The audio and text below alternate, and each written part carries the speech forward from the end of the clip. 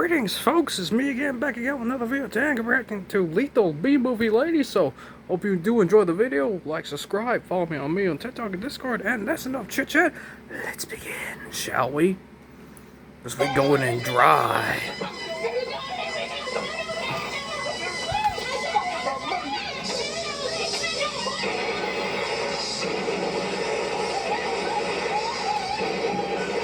10 crazy Lethal Ladies B-movies that are buried now.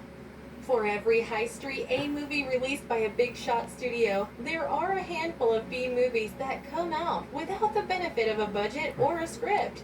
Therefore, it is not fair for fans to compare A movies and B movies with each other. However, when someone picks out the best B movie, they certainly don't mean the best made movie.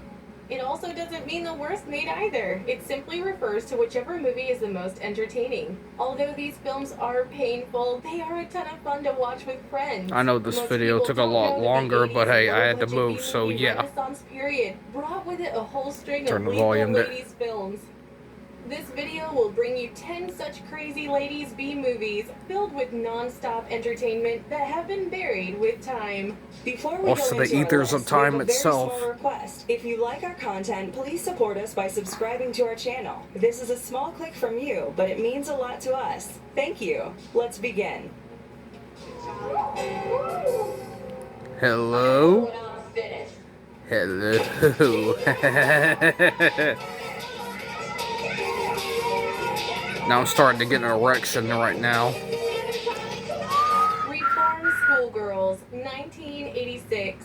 A young girl named Jenny is sent to reform school, run by a local evil warden named Sutter and her henchwoman Edna. Here, Jenny is immediately faced with Charlie Chambliss, the school's de facto leader, and the local bully. Charlie shares a close relationship with Edna Looks like and Wendy O. also Williams. certain privileges that are extended only to her. She runs a secret society of girls who are loyal to her, and in return, she offers them protection. Jenny and Lisa soon break several of the school's rules in an attempt to escape, but are unfortunately caught and punished decisively for them. This film, directed by Tom D. Simon, serves as a satire of the women in prison genre.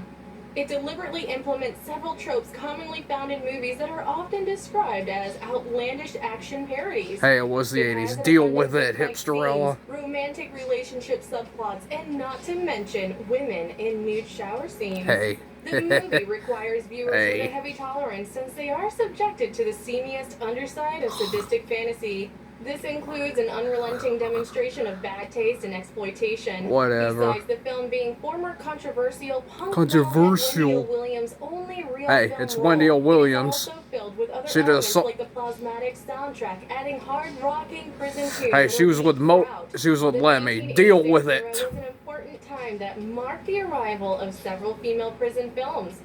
Although they are mostly rooted in similar foundations and storylines, Reform Schoolgirls contains plenty of elements. Can't help it, girls including wanna have fun, heavy so dialogue deal that with it. Make the movie entertaining Deal in a with hilarious it. way. Most importantly, viewers can't get enough of the brilliant performances by the gorgeous Linda Carroll and Wendy Williams. Hey. Too bad you're not double jointed. Why? Because if you were, you'd be able to bend over and kiss your ass goodbye. Wanted her to kiss my ass, so. Savage Streets, 1984. After a night out on the streets of LA, lively high school student Brenda and all of her girls' team, the Satins, decide to play an innocent prank on the brutal street gang of dope dealers, the Scars. Soon after, Brenda's beloved deaf-mute sister catches the eye of their vicious leader Jake. He, with the help of his companions, sexually assault the defenseless girl, leaving her for dead. Now a deadly Brenda sets out on a violent journey of retribution to settle the score. Okay, unleashing Friends Paula accompany her with Kersey. lethal bear traps and a mighty crossbow. Who will stand in her way as she avenges her sister? This film, directed by Danny Steinman, offers viewers R-rated exploitation, accompanied by a thrilling vengeance theme. In one of her few non-horror roles, this movie starring Linda Blair showcases a vast array of nudity, violence, and Hey. obscenity. Viewers are treated to bad hairdos, dire fashion sense, and a pumping 80s soundtrack Hunting from crossbows. John Farnham. Hey. Although the film is far from being accomplished or technically impressive, it is one of the better 80s B movies. Its glorious soundtrack and Linda Blair's performance certainly played a part in this. Nevertheless, it gained a decent cult following and is a guilty pleasure watch. The film is a testament to the ideas and talents of everyone involved. That tonal dissonance doesn't stop a movie from being a highly revisitable piece of vintage American sleaze. Hey, Overall, can't it is go wrong more with that. deserving than it gains credit for. Although it might be sporadically disturbing, there is not a dull moment in Hey. it. Was the 80s, deal with it.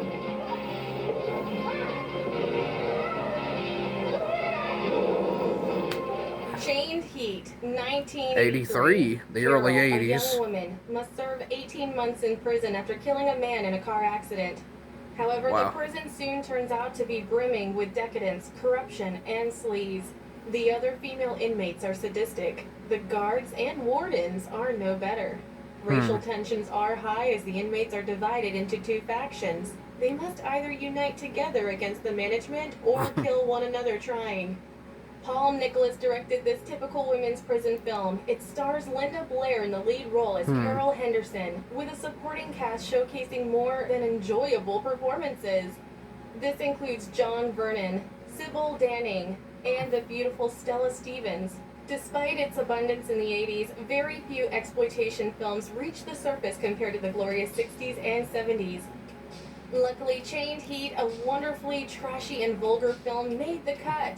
Needless to say, being a women in prison film, it is filled with its fair share of frontal nudity, lesbian action, drugs, and stabbings. Nevertheless, viewers are presented with the leading cast's raw talent, fluctuating sound, and a thrilling ride, which ultimately evolves out of a corny start. You will experience every stereotyped prison character in this low-budget B flick, every improbable plot point there is. Stereotype, that's just fact. Previously heard in other women's prison films, pumped up tenfold.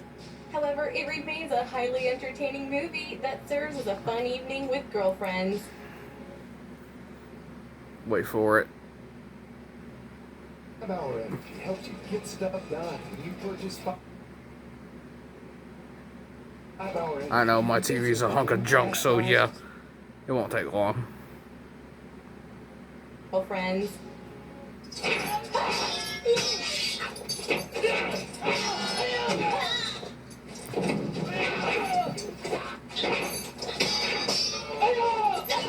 She, 1984. In a backward post-apocalyptic world, she aids two brothers' quest to rescue her kidnapped sister Hari. Along the way, they battle orgiastic werewolves, a psychic communist, a tutu-wearing giant, and a mad scientist followed Sounds by like a gladiators. patriot to me. They must overcome all these obstacles to defeat the evil Norks, a local tribe, and get to Hari. This film, directed by Avi Nesher, falls directly into the category of movies that are so bad, they're good. Within its plot, Hey, while humanity has was the reduced 80s, to a quasi-medieval deal with it, existence, hipsterellas. there somehow still remains room for some modern apparel and technology. Despite its incoherent script, sloppy direction, and hilarious acting, it is a highly entertaining movie filled with goofiness. Believe it or not, the film is based on an 1887 If there was a novel scene with where a me in professor it, takes then his young Nikki would ward have probably into the said, African jungle "Hey, JJ, to get away from that discover window! African Get away from that tribes window!" led by a white Boom! The writer for this film certainly drew inspiration from Mad Max, Conan the Barbarian, and heavy metal.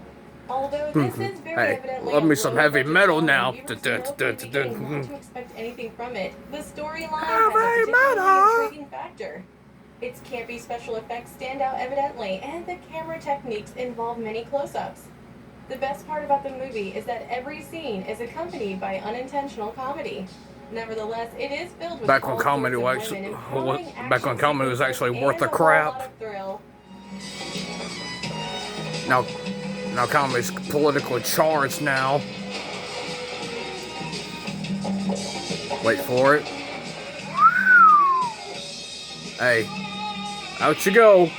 Avenging Angel, 1985. Molly, a former prostitute, nicknamed Angel from Ex-prostitute. Sunset Boulevard, has managed to leave her street life behind with Lieutenant Andrew's help.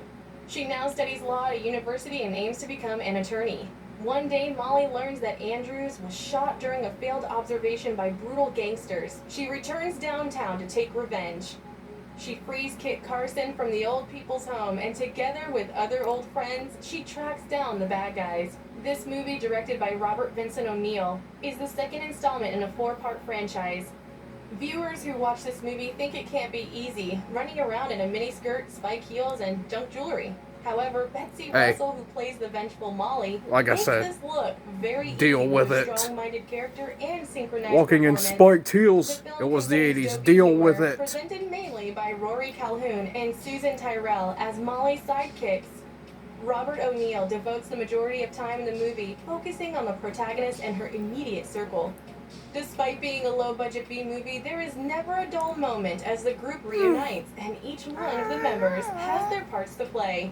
Viewers must keep in mind that this movie has to be watched with an open mind, since Robert Vincent O'Neill throws all sense of realism away in this 80s exploitation flick.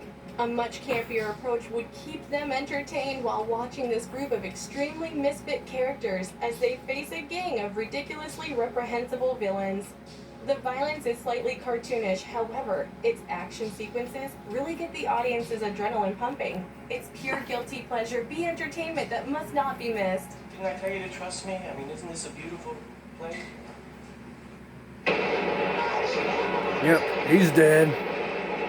Miss 45, 1981. In Manhattan, Thana is a timid and mute woman that works as a seamstress in the fashion industry. She spends most of her idle time at home. One night, she gets sexually assaulted in an alley while going back home during after hours. When she reaches home, she gets assaulted again by another criminal.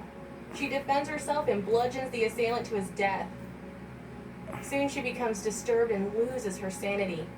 She uses a .45 caliber pistol to shoot men on the streets of New York.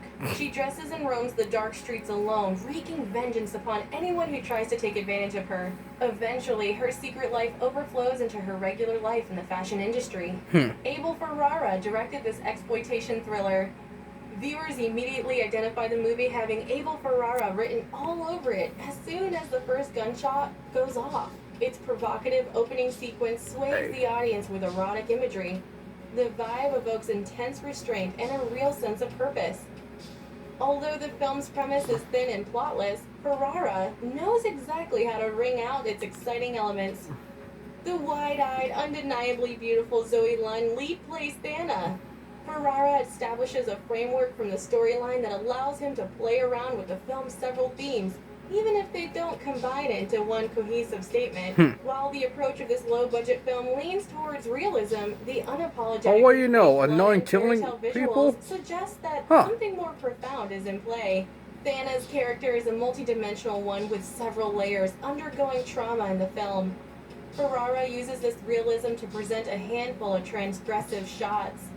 Overall, Miss 45 Look, is I took more my meds this interesting morning. and genuinely enjoyable than it has the right to be, as opposed to the ironically entertaining other movies of its kind.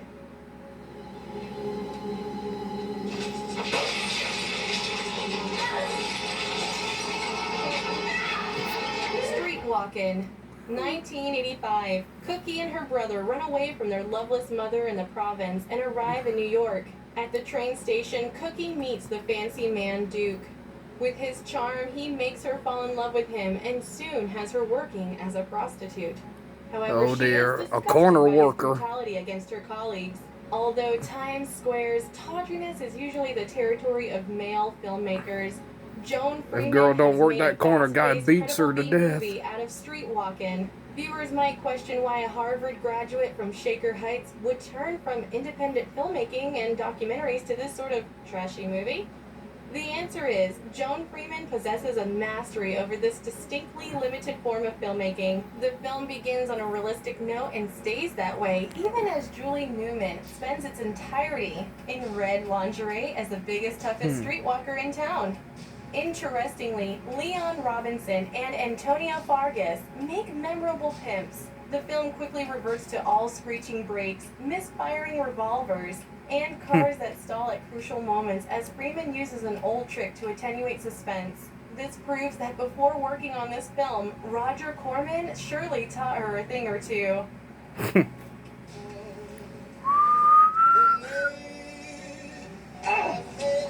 What are you, some kind of a freak? Yep, she vampire. Innocent Blood, 1992. Mary has an appetite for only two things: sex and blood. Her career as a vampire is moving along fine until she develops two problems. First, she is interrupted while feeding on Salvatore Michelli, the leader of a mobster gang. She begins developing a relationship with the cop who is trying to put him away. Sal wakes up in a morgue very confused and very thirsty, which is her second problem. He goes back to his old haunts and begins creating organized crime family of vampires, while Mary and her policeman lover hunt him. So basically, This vampires classic with the John Landis Sopranos. film portrays an uncomfortable combination of vampires and mobsters. The audience is taken aback on both a supernatural and criminal level. The movie contains an intriguing character in Mary, played by the gorgeous Anna Periu. She certainly proves herself woman enough to spare at least one man from her fangs. Although the notion of gangster vampires might seem intriguing and all-powerful initially, it soon results in a set of ridiculous special effects that stand out so hard that they are all viewers can look at instead of watching the movie. While watching Landis's work, viewers are undoubtedly filled with nostalgia about an American wolf in London. Similarly, Landis fills The Innocent Blood with clips of horror and monster classics. This increases the film's aesthetic value by several notches with its film noir Hasta la streak vista, and its baby. stinging, disintegrating vampires.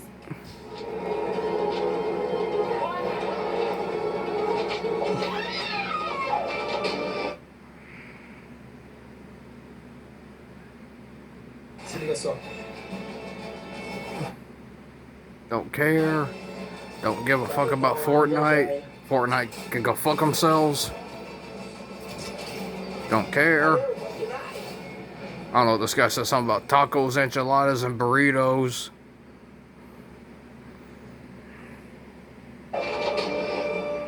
Vendetta, 1986. Stuntwoman Lori Collins invites her sister Bonnie to visit on location in a small town. Bonnie is approached by a local boy whose father is influential in the community. When he tries to have his way with her, she defends herself against his misconduct and ends up in prison as a victim of local political corruption. Lori hears about her sister's mistreatment in prison and gets herself jailed so that she can even the score with Kay, the queen bee prisoner, and her loyal followers. Bruce Logan directed this tough, stylish women in prison film. It is fun, sleazy, and stars Sandy Martin as the bad girl nemesis. It contains better than average direction and quite capable performances by the rest of the actors. The movie showcases a solid story with an intriguing revenge plot. It has several action sequences, including a variety of believable kickboxing techniques.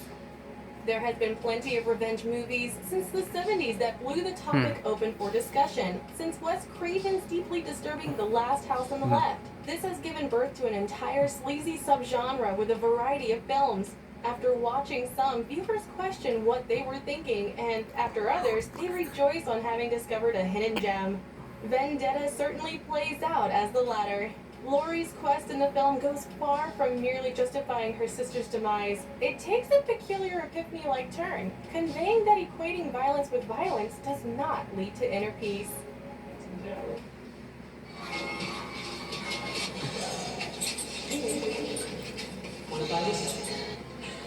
A rat. Strip to Kill, 1987. Detective Cody Sheehan discovers the body of a stripper from the Rock Bottom Dance Club. She immediately Guess little girl was at the wrong place at the wrong time, so is equally anxious to move up to the prestigious homicide division.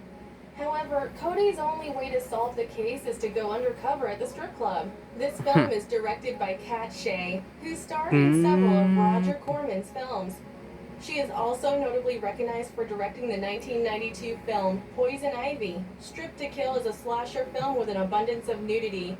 Like, we haven't heard that before. Several people compare it to the 2019 film Hustlers, directed by Lorene Scafaria. However, what Strip to Kill lacks in social commentary, it more girl on than motorcycle, makes up for it with hey, motorcycle agile. routines. Besides exotic dancing, the movie provides the audience with insight into the characters' inner lives. This is imperative because female characters are often relegated to the supportive significant other in most films.